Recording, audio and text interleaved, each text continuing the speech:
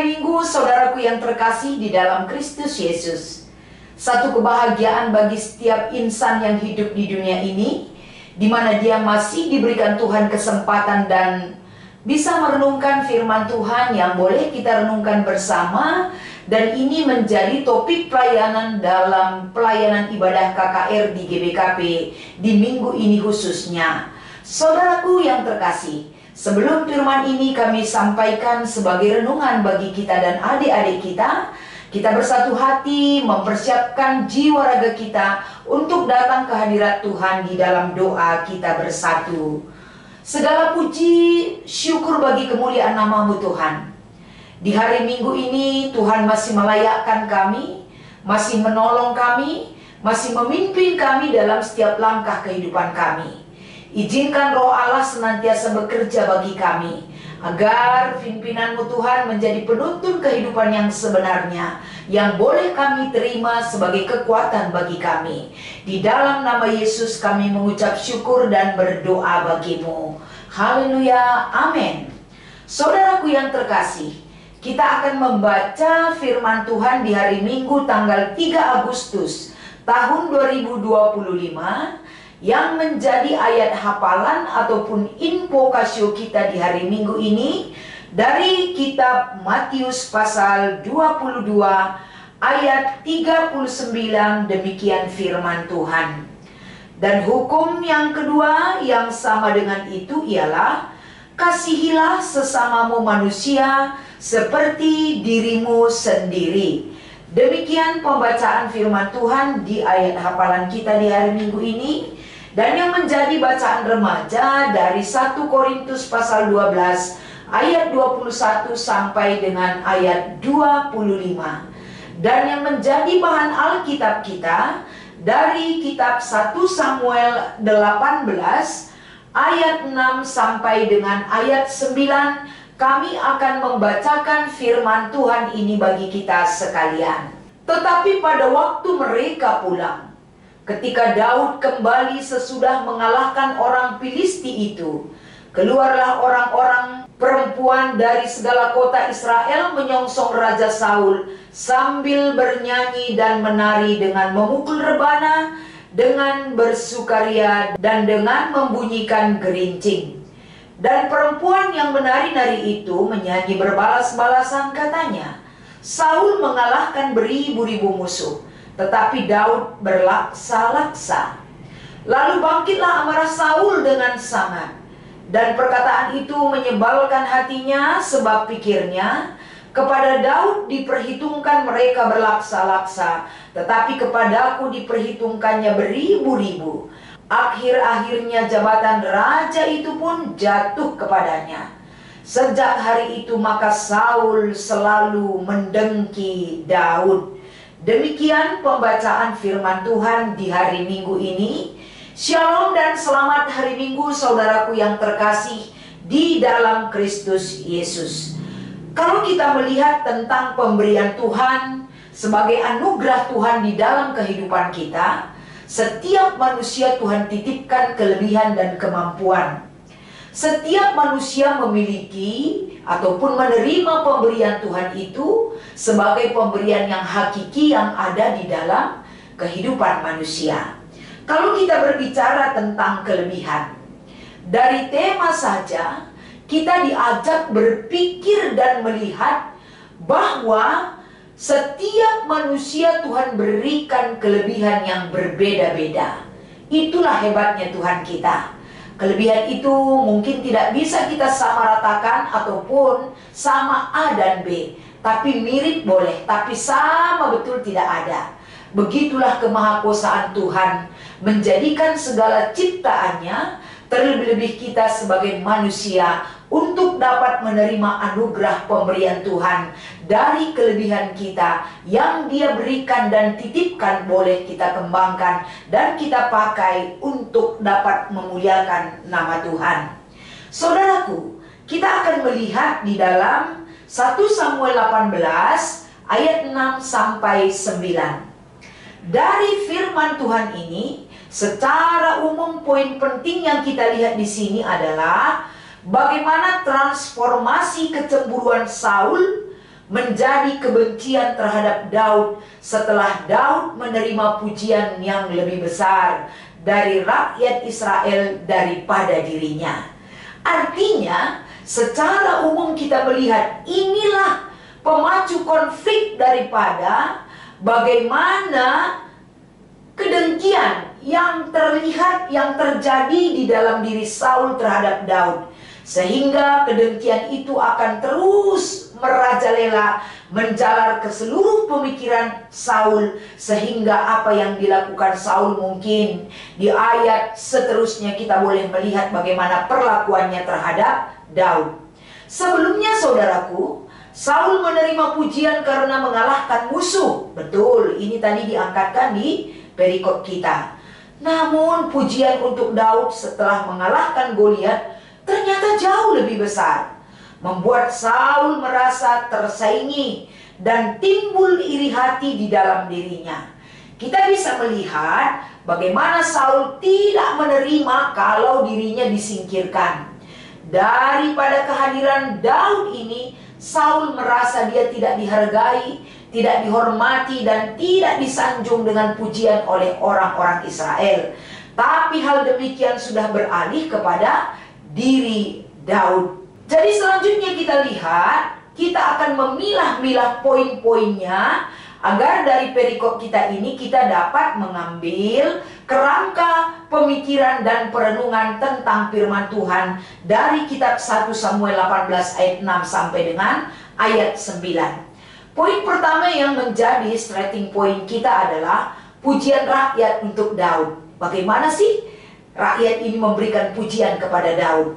Setelah Daud mengalahkan Goliat, rakyat Israel merayakan kemenangannya dengan menyanyi dan menari, bahkan mengangkat puji-pujian tentang diri Daud dengan memperbandingkan yang menempatkannya di atas Saul dalam hal keberhasilan di bidang militer.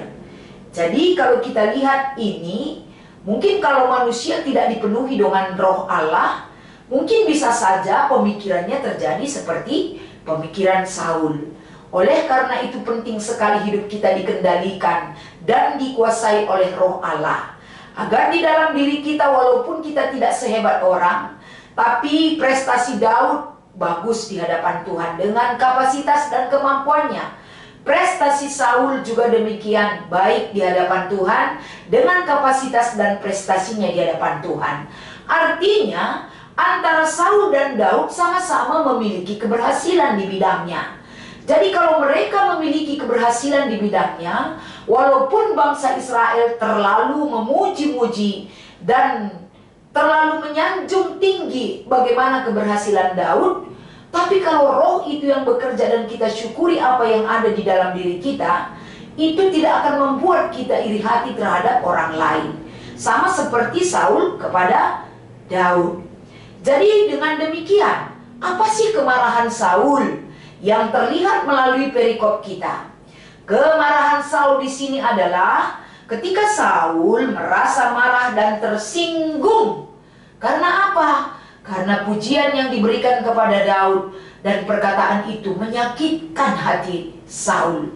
Sehingga dia marah besar. Dia mengatur strategi dengan pikirannya tanpa memperhitungkan apapun akibatnya. Dia mau mengikuti hati nuraninya untuk menyingkirkan Daud.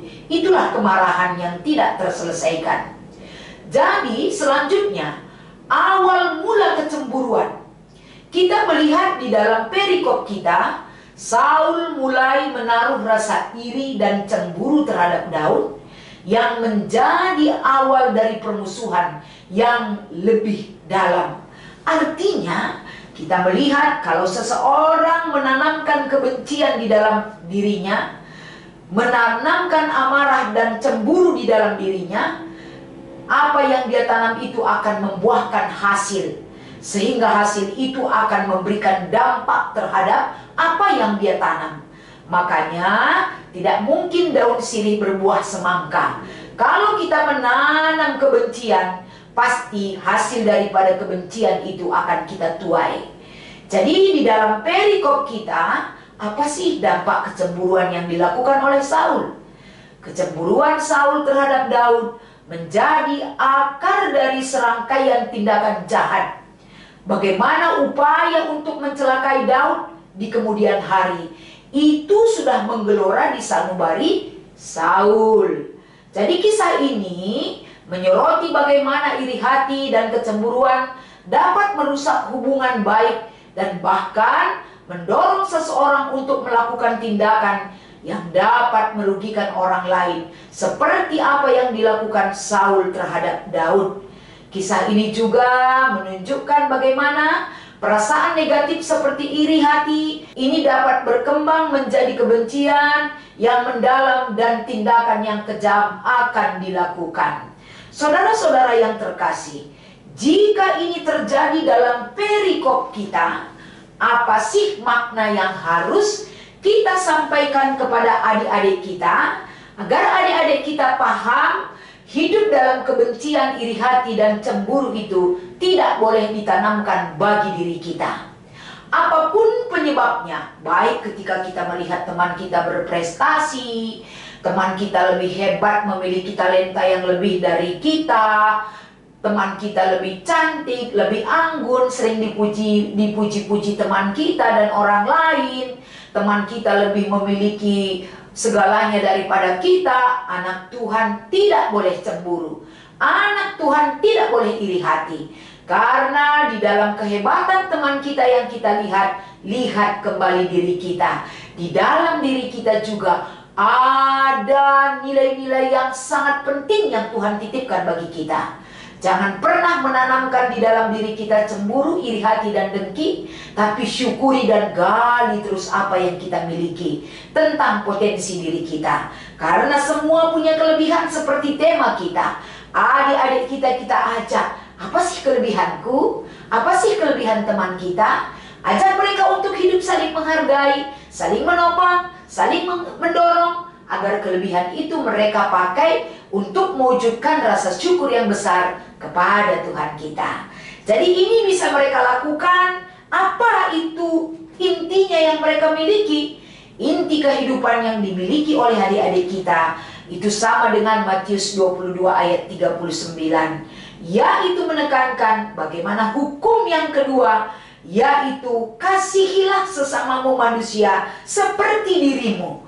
Inilah hukum yang pertama dan yang terutama yang disampaikan oleh Yesus kepada murid-muridnya, agar orang yang percaya kepada Yesus harus memiliki kasih sama seperti dia mengasihi dirinya sendiri dan memperlakukan orang lain dengan demikian juga.